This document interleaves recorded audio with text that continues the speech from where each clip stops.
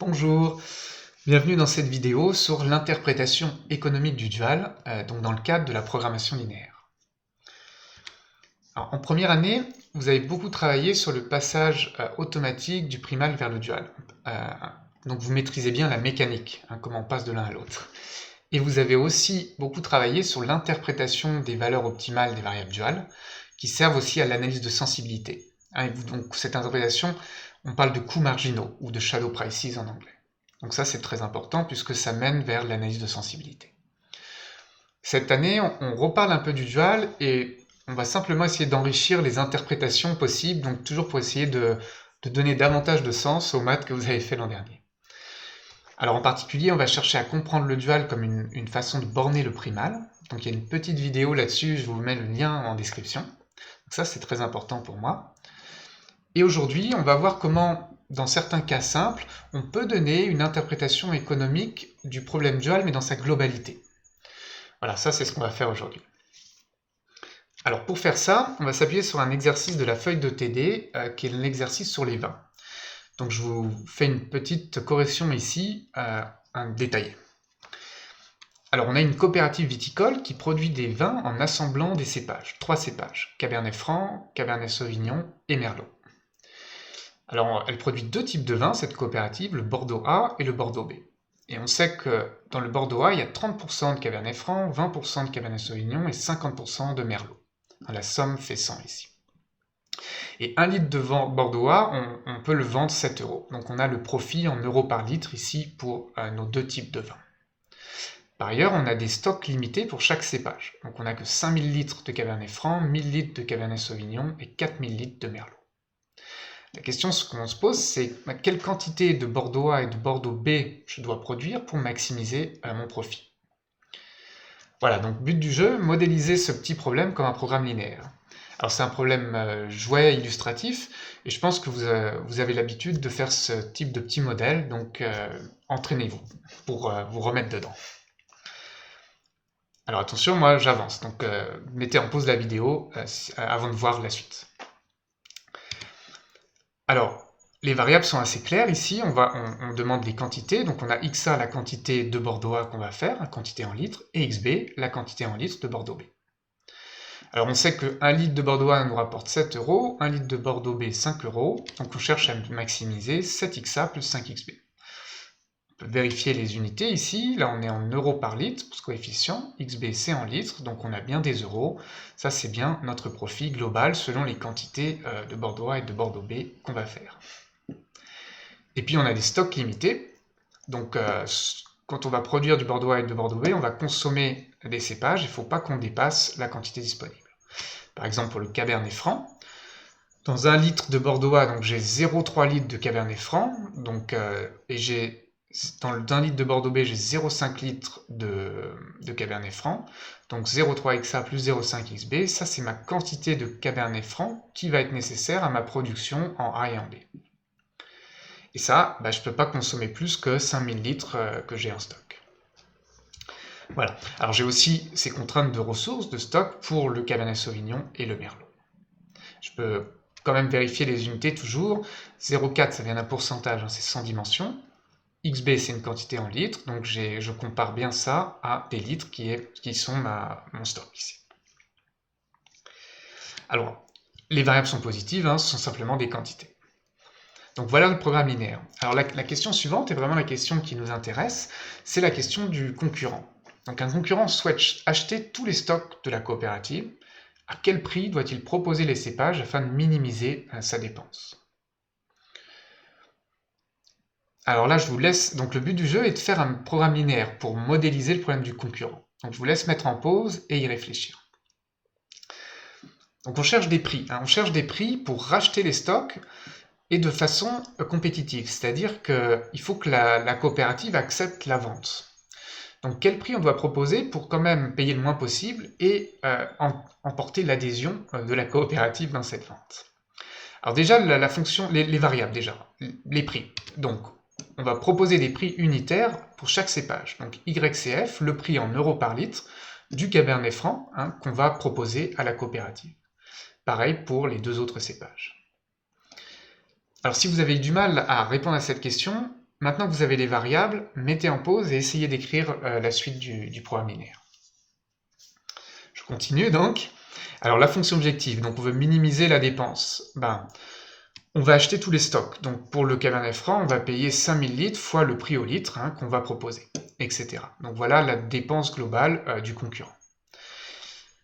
Alors ça suffit pas, il faut que, pour que la coopérative accepte, il faut que ce soit intéressant.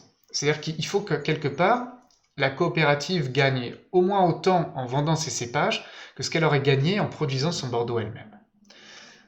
Alors pour écrire cette contrainte, on va raisonner pour chaque Bordeaux, et on va raisonner par litre. Donc considérons déjà 1 litre de Bordeaux. Qu'est-ce qu'on a envie de dire dessus? Ce qu'on a envie, c'est de dire que le profit que va faire la coopérative en vendant les cépages qui sont nécessaires à 1 litre de Bordeaux A, ce profit-là, il faut qu'il soit plus grand que le profit qu'elle fait en produisant et en vendant 1 litre de Bordeaux A elle-même. Sinon, elle pourrait avoir intérêt à continuer sa production. L'idée, c'est que même si la transformation lui coûtait 0, elle accepterait quelque part la vente en raisonnant simplement sur un raisonnement de profit ici. Donc voilà ce qu'on veut écrire. Alors le membre de droite, c'est pas difficile, profit d'un litre de A, on le connaît, c'est 7, donc quelque part, on a un supérieur ou égal à 7 ici. Alors qu'est-ce qu'on va gagner en acceptant la vente de nos cépages? Dans 1 litre de A, combien il y a de litres de Cabernet Franc? 30% de Bordeaux A, donc il y a 0,3 litres de Cabernet Franc. 0,3 litres, et si on les vend, on va gagner 0,3 fois le prix. Donc voilà la part qu'on va gagner sur le Cabernet Franc. Pareil pour le Cabernet Sauvignon, et pareil pour le Merlot. Donc voilà le profit que fait la coopérative si elle accepte les prix fixés par le concurrent, pour 1 litre de Bordeaux A. Et on a la même chose pour le Bordeaux B. Alors comme ce sont des prix, voilà, ils sont aussi positifs. Donc ça, ce sont des contraintes de compétitivité.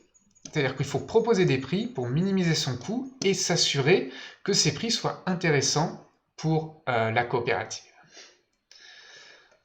Donc voilà la solution de cet exercice. J'espère que ça vous aide à voir que ici, on a en fait interprété le dual.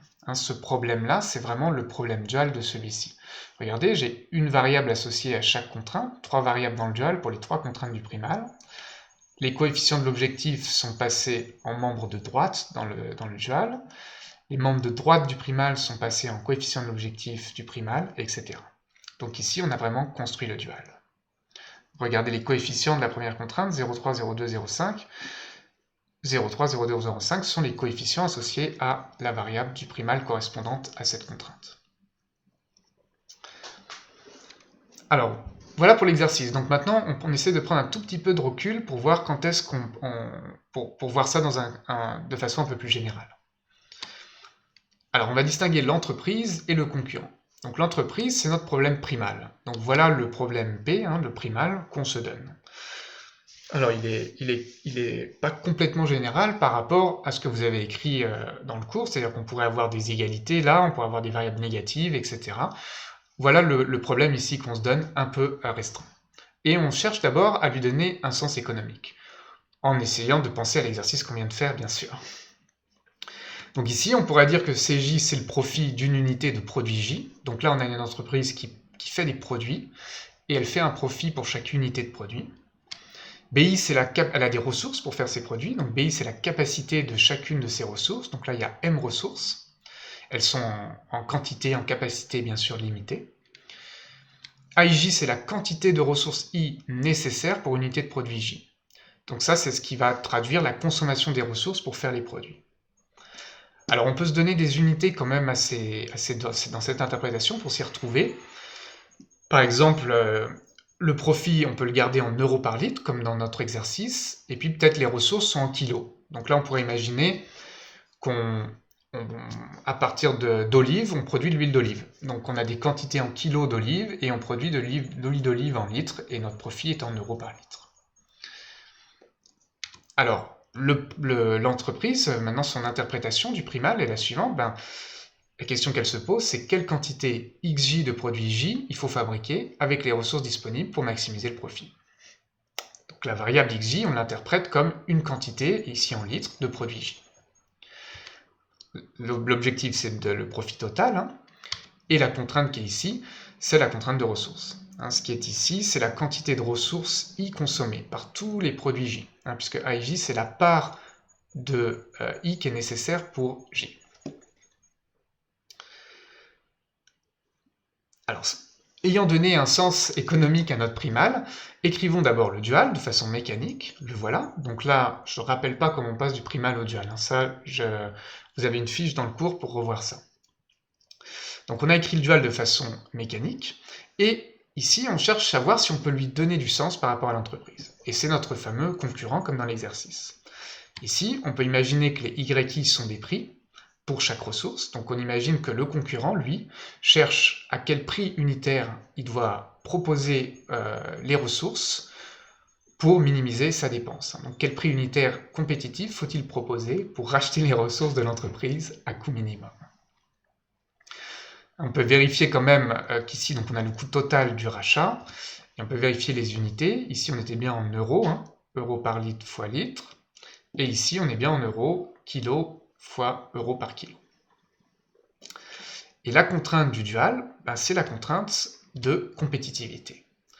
Si on regarde bien, c'est AIJYI, c'est le profit de l'entreprise pour la vente des ressources qui sont nécessaires à une unité de produit J.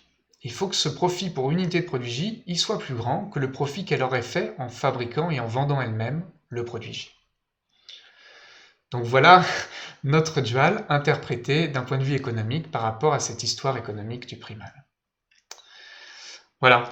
Alors j'espère que ça vous aide à donner davantage de sens au dual, même si c'est dans un cas restreint ici. Simplement pour conclure, donc cette interprétation économique du dual, elle interprète les variables comme des prix. Quelque part, c'est assez proche de ce que vous avez vu quand vous interprétez les valeurs optimales des variables duales, comme des coûts marginaux.